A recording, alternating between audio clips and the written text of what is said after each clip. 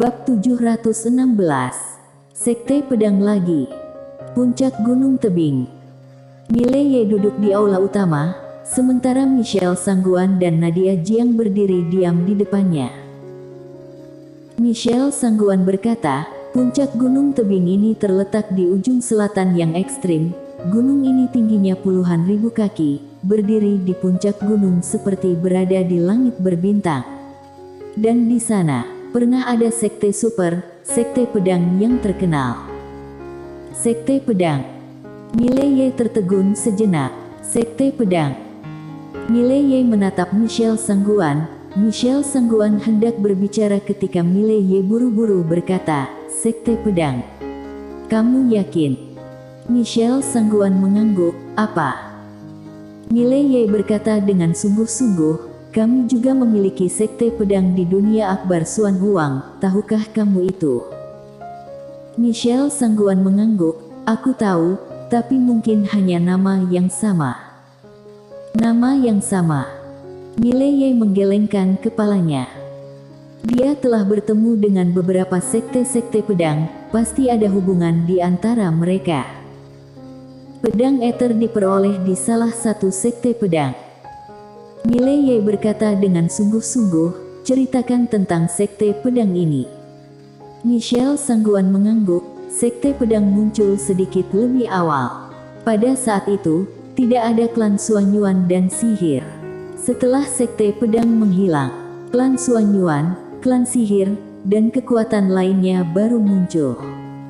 Mileye sedikit mengernyit, sekte pedang ini muncul lebih awal dari mereka.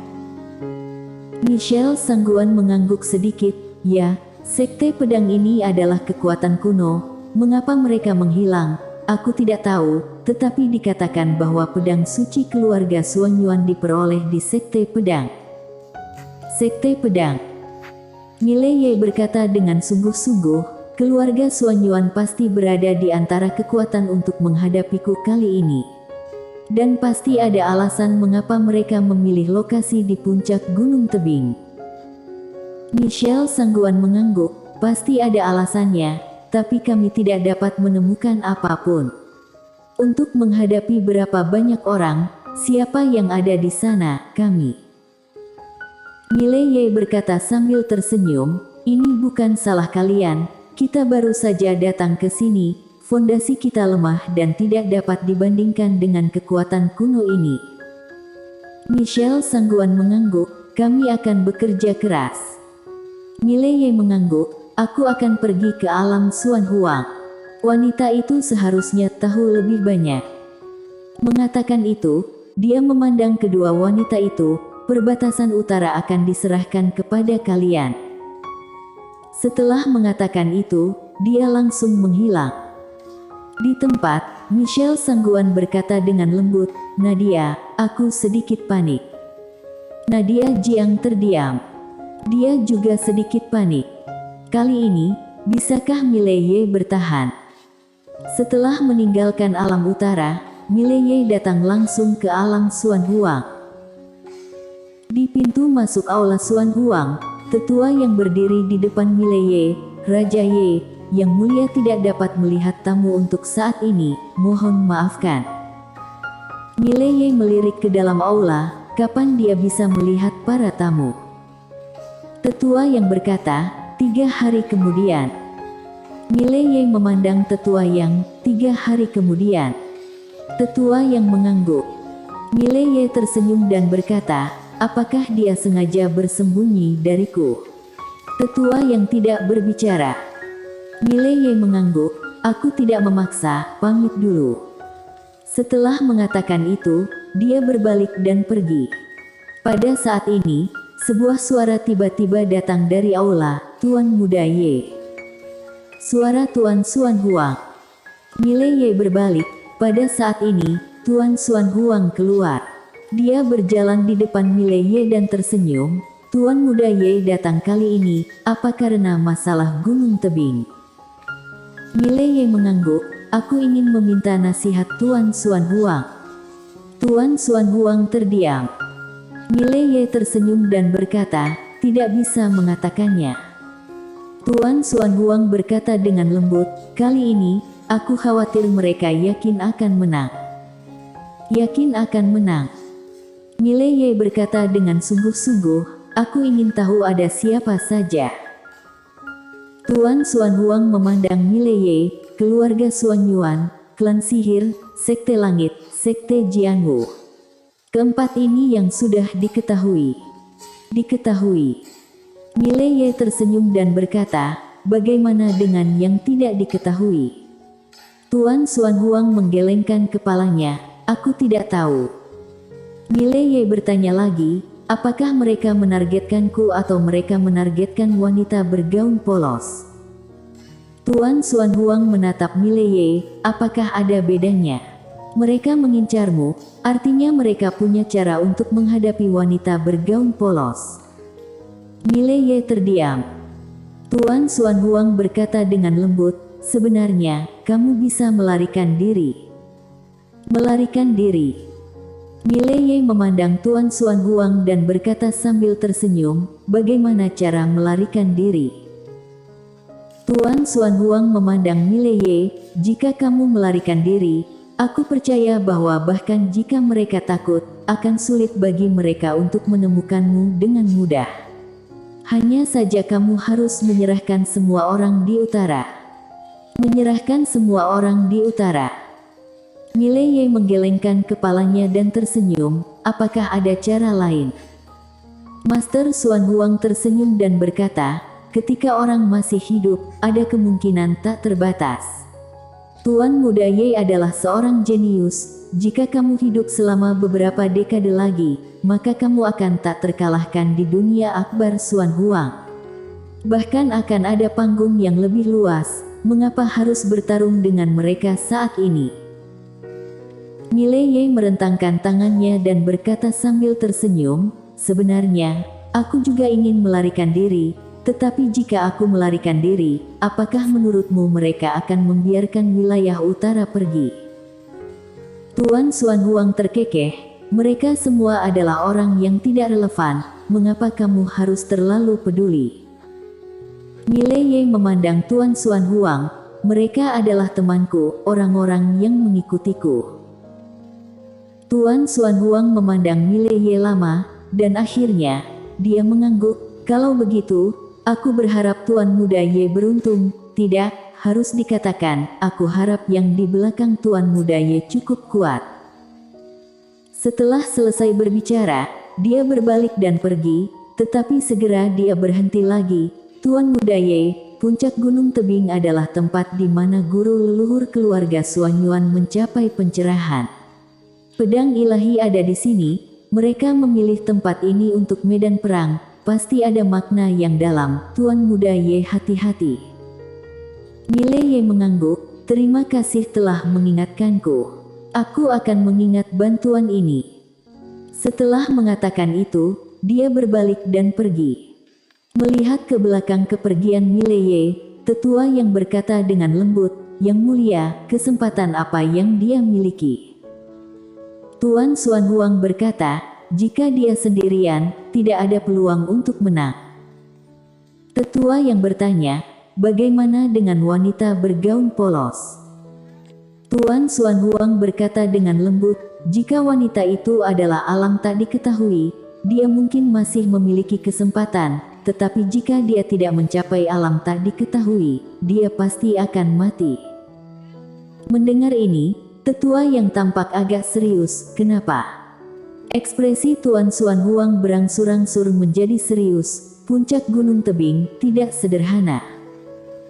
Tetua yang ingin menanyakan sesuatu yang lain, tetapi Tuan Xuan Huang sudah masuk ke aula. Tetua yang terdiam. Di aula utama, Tuan Xuan Huang datang ke potret seorang pria parubaya. Pria parubaya di lukisan itu mengenakan jubah cian muda, dengan tangan di belakangnya, dan dia melihat ke depan. Pendiri alam Xuan Huang, Zheno. Nama ini dulunya adalah sebuah era. Pada saat itu, orang ini menekan kekuatan utama di dunia akbar Xuan Huang dan menciptakan dunia Xuan Huang dengan kekuatannya sendiri. Itu adalah waktu paling mulia dari alam Xuan Huang. Dan sekarang, alam Xuan Huang hampir dilupakan oleh dunia. Gelar Tuan Xuan Huang sebenarnya lucu. Karena orang di luar tidak mengenalinya sama sekali. Dan alasan mengapa alam Xuan Huang masih ada sampai sekarang adalah karena orang-orang dipotret di depannya. Meskipun Zheno Li telah menghilang selama bertahun-tahun, tidak ada pasukan yang berani meremehkannya. Karena saat itu, dia disebut orang yang paling mungkin melampaui alam tak diketahui. Jika orang seperti ini meninggalkan sinar jiwa di alam Xuan Huang, siapapun yang ingin menghancurkan alam Xuan Huang harus menanggung kemarahan pihak lain. Ketika alam Xuan Huang lemah, ia secara sukarela menyerahkan kendali atas wilayah luar itu, jadi juga tidak ada kekuatan untuk melawan mereka sampai mati. Semua orang takut pada Zheno Li ini. Tuan Xuan Huang melihat potret di depannya untuk waktu yang lama, dia tiba-tiba tertawa, "Leluhur, alam Xuan Huang tidak akan melemah, pasti tidak." Dia berjalan di depan potret. Telapak tangannya terentang dan pisau terbang jatuh ke telapak tangannya. Pisau terbang kehilangan sudut. Tuan Xuan Huang melihat pisau terbang di tangannya dan tersenyum sedikit. Semua orang tahu bahwa pedang ilahi Xuan Yuan menempati urutan pertama dalam ketajaman. Sebenarnya, siapa yang tahu bahwa artefak paling tajam di dunia akbar Xuan Huang ini adalah kamu? Berbicara tentang ini, dia sepertinya memikirkan sesuatu, dan senyumnya berangsur-angsur menghilang. "Kamu telah bertemu lawan sekarang. Ketajaman pedang itu mungkin tidak sebagus milikmu." Pada saat ini, pisau terbang tiba-tiba bergetar sedikit, lalu gumpalan cahaya pisau melintas. Tuan Xuan Huang tersenyum dan berkata, "Aku akan membiarkan kalian mencoba bertarung suatu hari nanti." Setelah berbicara, dia berbalik dan pergi. Setelah Mileye kembali ke utara, dia mengurung diri di kamar. Di menara penjara alam, Mileye duduk bersila di tanah. Di depannya berdiri 3 pedang tingkat alam dewa. Alam Taoisme. Mileye mengambil pedang alam dewa dan memasukkannya ke perutnya. Tes. Aliran energi murni segera terpancar dari tubuhnya. Segera, seluruh tubuh Mileye mulai bergetar. Duar. Satu demi satu napas kuat mulai terombang-ambing dari dalam tubuh Mileye. Riak muncul di ruang sekitarnya, tetapi segera kembali normal. Kali ini, Mileye mempercepat penyerapan karena dia tidak punya banyak waktu. Dia sekarang alam keberuntungan dan dia harus mencapai alam Taoisme. Setiap kali dia menaikkan ranah, itu adalah peningkatan yang sangat besar untuk kekuatannya saat ini. Dan kali ini ke puncak gunung tebing, jika wanita bergaun polos muncul, tidak apa-apa, tetapi jika pihak lain tidak muncul, maka dia harus bergantung pada dirinya sendiri. Dia tidak bisa menaruh semua harapannya pada wanita bergaun polos. Karena dia tidak yakin wanita bergaun polos akan muncul. Dengan cara ini, waktu berlalu sedikit demi sedikit. Pada hari kedua, dia telah menelan ketiga pedang suci. Jika dia tidak cukup kuat secara fisik, dia mungkin akan mempermainkan dirinya sendiri sampai mati. Karena energi dari 3 pedang ilahi terlalu kuat. Penyerapan gila. Di tengah hari kedua, Mileye tiba-tiba berdiri. Begitu dia berdiri, napas yang kuat tiba-tiba keluar dari tubuhnya. Dia membuka matanya, dan di matanya, 2 pedang raung meledak. Pada saat ini, noda darah tiba-tiba meluap dari mulutnya. Mileye menyeka darah dari sudut mulutnya dan tersenyum pahit. Kali ini, meskipun dia secara paksa berlari ke alam Taoisme, dia masih terlalu buru-buru. Kecemasan ini menyebabkan banyak kerusakan pada organ internalnya. Tapi untungnya, dia adalah tubuh alam dewa, kerusakannya tidak terlalu parah. Jika bukan karena tubuhnya cukup kuat, dia hanya bermain seperti ini, mungkin dia akan benar-benar menghancurkan dirinya sendiri. Memulihkan pikirannya, Mileye meninggalkan menara penjara alam. Pada saat ini, sudah larut malam. Di langit malam, bulan yang cerah menggantung. Mileye tersenyum kecil, lalu berubah menjadi pedang Tao dan berkobar ke arah langit, tapi tak lama kemudian, dia berhenti. Tidak jauh di depannya, 3 orang berdiri. Ladia An, Serjan Mo, dan Minalian dengan pedang besar. Serjan Mo memandang Mileye dan tersenyum sedikit, "Kamu harus membawa kami." Mileye berbisik, "Kalian akan mati." Serjan Mo berkata, "Kami berteman." Setelah mengatakan itu, dia berjalan ke arah Mileye dan berkata dengan lembut, "Aku akan menemanimu untuk bertarung." Bersambung.